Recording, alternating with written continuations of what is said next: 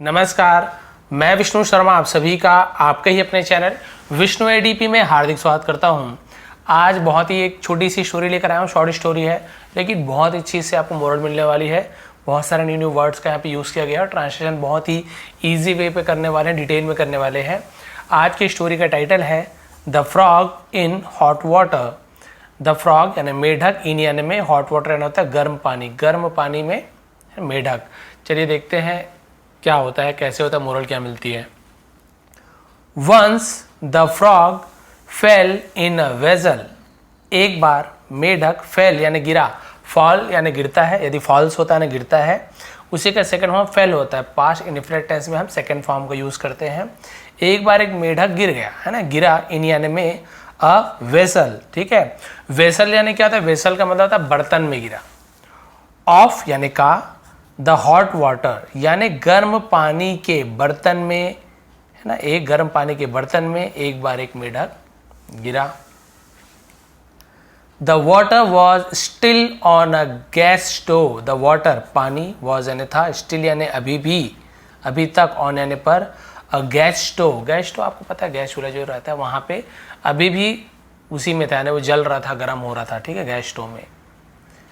The frog still did not try to jump out of the vessel. The frog, मेढक, still अभी तक, है ना, अभी तक, did not try, कोशिश नहीं की।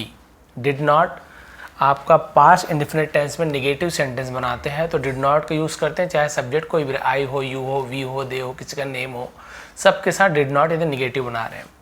तो कोशिश नहीं की, ट्राई यानी कोशिश होता है, कोशिश नहीं की। टू जम्प, अब यहाँ पे ट्राई का ट्राइड नहीं होगा। यदि पास्ट टेंस का ही सेंटेंस है, पास्ट इंडेफिनिट टेंस का ही सेंटेंस है, तो यदि अफर्मेटिव रहता तो हम इसका सेकंड फॉर्म को ट्राइड बोलते हैं।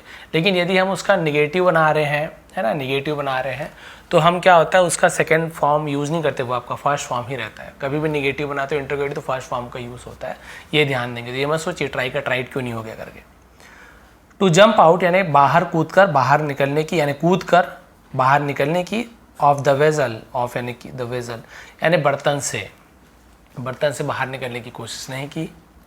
Instead just stayed in it, instead यानी के बजाय, उसके बजाय, जस्ट सिर्फ, स्टेड यानी रुका, ठहरा रहा, है ना, इन इट उसमें रुका था, यानी कि उसमें, उससे वेजल से, बर्तन से जंप करने के बजाय वो उसी में ठहरा हुआ था, रुका हुआ था, जंप नहीं करा था।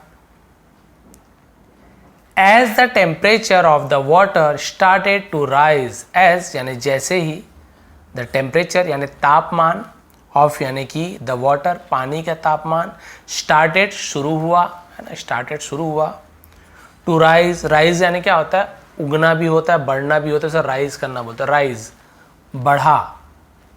जैसे ही पानी का तापमान बढ़ना शुरू हुआ, the frog managed to adjust its body temperature accordingly। अब इसका मतलब देखिए, द फ्रॉग मेढक ने, मैनेज करने आना होता है अपने आप को ढाल लेना, व्यवस्था कर लेना, प्रबंध किया। टू एडजस्ट करना होता है अपने आप को समायोजित करने में, एडजस्ट करने में, मैनेज करने में उसने क्या किया, इट्स बॉडी अपने शरीर के टेम्परेचर यानी तापमान को, अकॉर्डिंगली। अब ये अकॉर्डिंगली का क्या मतलब होता है, अकॉर्डिंगली तो इसका मतलब होता है के अनुसार।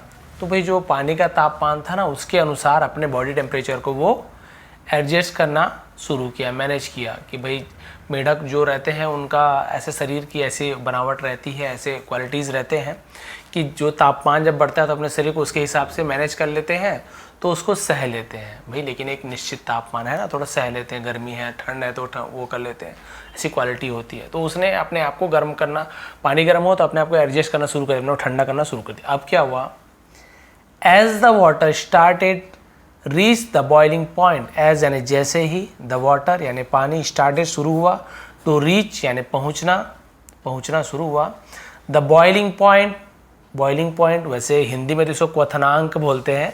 इसका उबलने का जो एक बिंदु होता है ना, जब पानी उबलना शुरू होता है उसे बॉइलिंग पॉइंट होते हैं।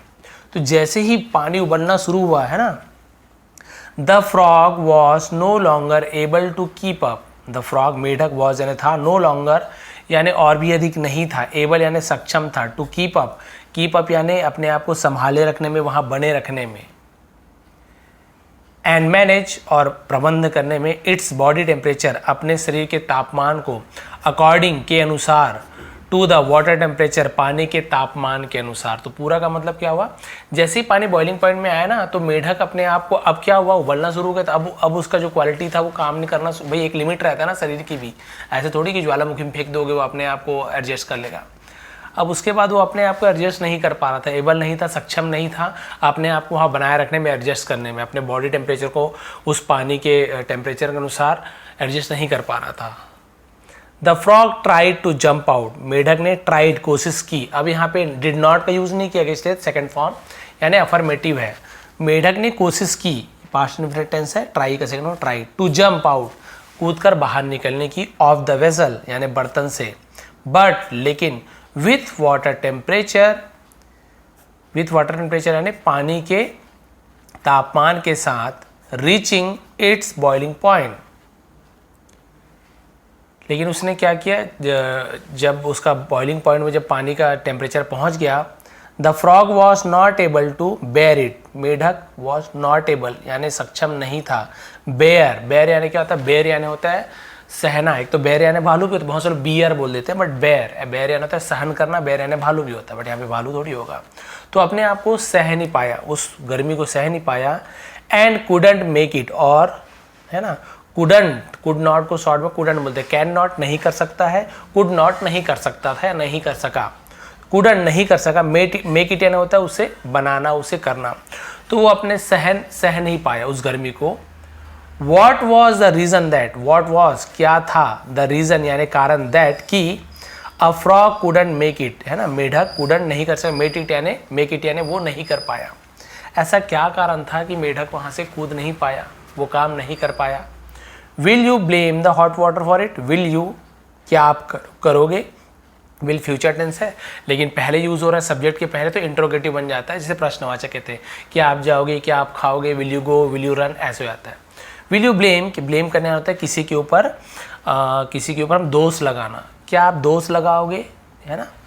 The hot water for it, पानी के लिए, इट यानी उसके लिए, जो हुआ मेढक कूद नहीं पाया, तो क्या इसके जिम्मेदार वो गर्म पानी था। आपको लगता है गर्म पानी के कारण मेढक कूद नहीं पाया। चलिए देखते हैं इसका रीज़न क्या है, इसका मोरल क्या है, हमें क्या शिक्षा मिलती है।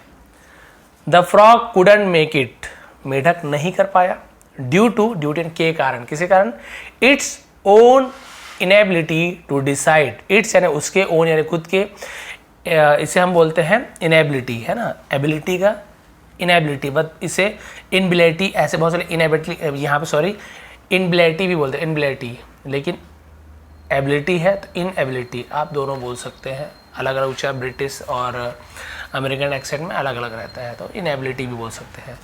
तो वो क्या था, टू डिसाइड, फैसला करने में वो क्या था, अक्षम था, यानी सक्षम नहीं था, वो नहीं कर पा रहा था। व्हेन जब, इट हैड टू जंप, उसे, है ना, मेढक इट का यूज़ किया गया है, हैड टू जंप यानी कूदना था, हैड टू कुछ चीज़ करना था तो हैड टू का यूज़ करते हैं, कुछ चीज़ करना है तो हैव टू, कुछ करना होगा तो विल हैव टू का। जब उसे कूदना था, आउट यानी बाहर, तब वो डिसाइड नहीं कर पाया, डिसाइड करने में अक्षम था, नहीं कर पाया, इसलिए वो नहीं कूद पाया, क्योंकि उसे जब समय था तब वो डिसाइड करना चाहिए था ना, कूदू कि नहीं, वो अपने आप को एडजस्ट कर रहा है, छोड़ना यार बाद में, और लास्ट में जब मौका पड़ा तो उसका शरीर ही नहीं साथ दिया। We all need to adjust according to the situation, we all, हम सभी को नीड यानी ज़रूरत है, टू एडजस्ट, है ना, व्यवस्थित करने की, अकॉर्डिंग के अनुसार, टू द सिचुएशन यानी होता है परिस्थिति के अनुसार, बट लेकिन, देयर आर टाइम्स यानी कि इसका मतलब क्या होता है, कई बार, है ना, व्हेन जब, वी नीड टू फेस, हमें ज़रूरत होती है, टू फेस यानी सामना करने की, द सिचुएशन स्थिति की, परिस्थिति की, and take the appropriate action, और टेक लेने की, द अप्रोप्रिएट का मतलब क्या होता है, उचित, सही, एक्शन यानी होता है सही कार्य, है ना, सही काम, सही कार्य करने की, सही कदम उठाने की ज़रूरत पड़ती है। When we have the strength, जब we have हमारे पास होती है the strength यानी ताकत, to do so before, to do so यानी वैसा करने का, before यानी पहले, it's too late यानी और भी ज़्यादा देरी हो जाए। टू लेट यानी जब इसमें देरी हो जाए। तो पूरा इसका मतलब क्या होता है, यहाँ पे पूरा पढ़ लेते फिर बताता हूँ। वॉक आउट, बाहर निकल जाओ। बिफोर यानी पहले, यू नीड टू जंप, आपको कूदने की ज़रूरत पड़े उससे पहले आप बाहर निकल जाओ। तो पूरा इसका मतलब यहाँ पे क्या हो रहा है कि जब है ना, हम सभी को क्या चीज़ करने की ज़रूरत है, सिचुएशन के हिसाब से हमें अपने आप को एडजस्ट करने की ज़रूरत है। बट कई बार ऐसे समय आता है जब हमें सिचुएशन को फेस करना पड़ता है और एक उचित समय पे हमें एक्शन करना होता है, हमें उस कार्य को करना होता है। बट हमारे पास क्या होता है, जब स्ट्रेंथ होता है तब हमें वो काम को करना चाहिए। उस काम को करने की जब हमारे पास ताकत है तब वो काम कर लो, टू लेट ना कि बहुत ज़्यादा देर हो जाए। भाई यदि कहीं आग लगी है, आप अभी दौड़ भाग के निकल सकते, आग थोड़ा सा है, आप दौड़ भाग के बाहर निकल सकते हो, आपके पास टाइम है, बट आप सोच रहे हो अरे रुको ना यार, थोड़ा और कोई आएगा बचाने, थोड़ा बढ़ने दो फिर निकलेंगे हीरो, यार कुछ भी सोच रहे हो आप जो भी है। बट यदि आप उस समय भाग पाते लेकिन आप थोड़ा सा लेट करते, यार नहीं थोड़ा सा ऐसे वेट कर लेते हैं, बाहर निकलेंगे और खतरा, कोई बचाने आएगा, वेट कर रहे हो। अब जब आप सही में भागने की नौबत आएगी तब क्या हो जाएगा, इट्स टू लेट, बहुत ज़्यादा देरी हो जाएगी, आप भाग नहीं पाओगे। कभी नाव डूब रहा आप तैर के बाहर निकल सकते हो, पास में है, बट आप वेट कर रहे हो नहीं बच जाएंगे, तैर के डर रहे हो पानी में उतरने से, और नाव धीरे धीरे आपको और भी किनारे से दूर ले आके डुबा दिया। वहीं पे जम करके आप तैर के बाहर निकल सकते थे, बट नहीं, आप वेट कर रहे हो, तैरना आता है तो भी। तो इसलिए कहते हैं आपको स्ट्रेंथ है, क्षमता है, उसी समय आप डिसीजन लीजिए आपको क्या करना है क्या नहीं करना है, ना कि आपको बहुत ज़्यादा देर हो जाए। ये थी आज की स्टोरी, ये थी आज की मोरल। थोड़ी पसंद आए तो प्लीज़ लाइक करेंगे, शेयर करेंगे। आप सभी का बहुत बहुत धन्यवाद, आपका दिन शुभ रहे। इसका PDF आपको टेलीग्राम में दे दूंगा, बहुत दिन से दे नहीं पा रहा हूँ, अभी रिज़ल्ट वगैरह हमें बच्चों को प्रोवाइड कराना है तो बहुत ज़्यादा अभी काम बचा हुआ है। और फिर अप्रैल के बाद से समर वेकेशन स्टार्ट हो जाएगा, उस समय बहुत सारी नई टाइप की वीडियो मैं लेकर आऊँगा, ग्रामर और जो भी आप बोलते हैं, लिखना पढ़ना हर एक चीज़।